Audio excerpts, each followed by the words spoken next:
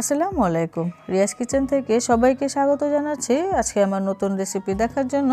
আজকে তৈরি করছি ভীষণ মজার, ভীষণ লোভনীয় খাসির পায়ার ঝোল।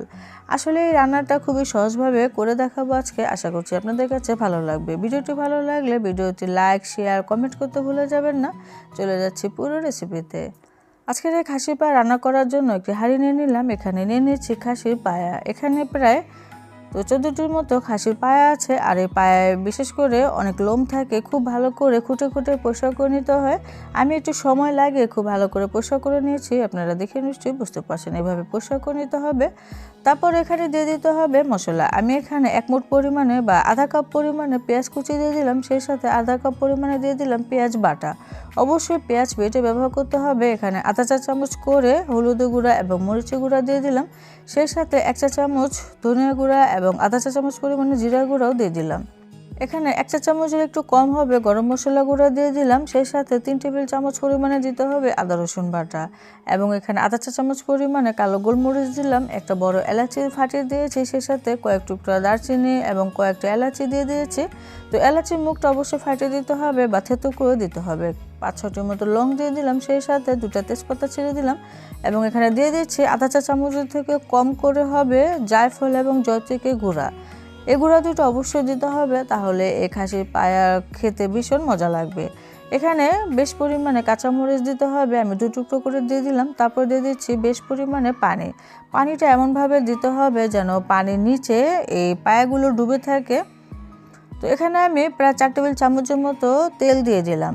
এই পায়াতে তেলের পরিমাণটা বেশি লাগবে, কারণ এটা গরুর পায়ের মতো হয় না, এখানে ফ্যাটের পরিমাণটা খুবই কম থাকে, সেজন্য একটু তেলটা বাড়িয়ে দিতে হবে। তো নেড়ে চেড়ে মিশিয়ে আমি চুলায় বসিয়ে দিয়েছি। চুলার জালটা প্রথমে হাইতে রেখে বলক আনিয়ে তারপর চুলাটাকে কমিয়ে দিতে হবে। এখন চুলার জালটা মিডিয়ামে রেখে এভাবে রান্না করে নিতে হবে।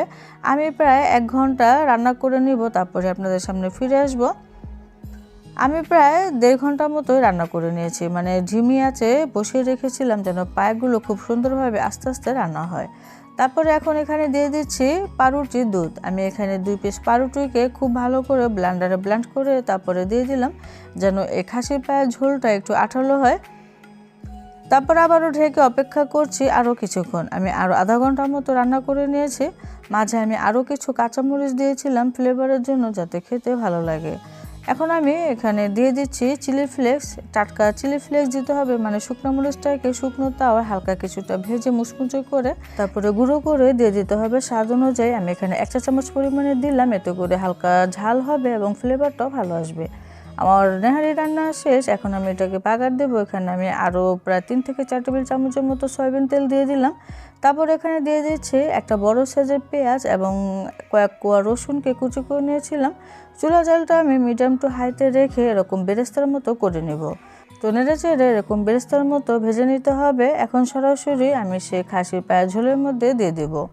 এই পেঁয়াজ আর রসুনের বাগারের ফলে এই পায়া ঝোলটা খেতে ভীষণ মজা লাগে। তো এখন নেড়ে চেড়ে দিব। আর আপনারা চাইলে নামানোর আগ মুহূর্তে সামান্য একটু টেস্টি সল্ট ব্যবহার করতে পারেন, তবে এটা আপনাদের ইচ্ছে। তো এখন আমি এখানে আধা চা চামচ করে ভাজা জিরা গুঁড়া এবং গরম মশলা গুঁড়া দিয়ে দিলাম। এখন নেড়ে চেড়ে আমি কিছুক্ষণের মতো ঢেকে রাখবো, তারপরে আপনাদের সামনে একটু দেখিয়ে দিব। চুলাটাকে এখন আমি বন্ধ করে দিচ্ছি। তো আমি ঝোলটা একটু দেখিয়ে দিচ্ছি। ঝোলটা এরকম ঘন হয়ে গিয়েছে এবং খাসির পায়াগুলোও কিন্তু মাংসটা খুব সুন্দরভাবে সেদ্ধ হয়ে গিয়েছে এবং ছুটে যায়নি। অবশ্যই ঝিমিয়ে আছে আপনারা এই পায়াটা রান্না করবেন, তাহলে খুবই সুন্দর সফট হবে। এখন আমি একটু পরিবেশন করছি। উপরে সামান্য একটু বেরেস্তা, আদা কুচি, ধনিয়া পাতা কুচি দিয়ে দিতে পারেন। পরিবেশনের সময় আসলে এটা দেখতেও সুন্দর লাগে, আবার খেতেও কিন্তু ভালো লাগে। আর অবশ্যই লেবু রসটা দিয়ে খাবেন, এতে করে পায়ার স্বাদ দ্বিগুণ হয়ে যায়। তো আমি তো আজকে তন্দুর রুটি দিয়ে এই পায়াটা পরিবেশন করেছি। আপনারা চাইলে আটা রুটি, পরোটার সাথেও পরিবেশন করতে পারেন। খেতে ভীষণ মজা লাগে। আসলে এই খাসির পায়া যখন তখনই রান্না করে খাওয়া যায়, এটা কোনো ঈদের দরকার হয় না। তো আপনারা তৈরি করলে অবশ্যই কমেন্টে জানাবেন এই খাসির পায়ার ঝোলটা আপনাদের কাছে কেমন লেগেছে এবং আমার রান্নাটাও কেমন হয়েছে। সবাই অনেক বেশি ভালো থাকবেন। আর যদি আমার ভিডিওটি ভালো লেগে যায়, ভিডিওতে লাইক, শেয়ার, কমেন্ট করতে ভুলে যাবেন না। আজকের মতো বিদায় নিচ্ছি। আল্লাহ হাফেজ।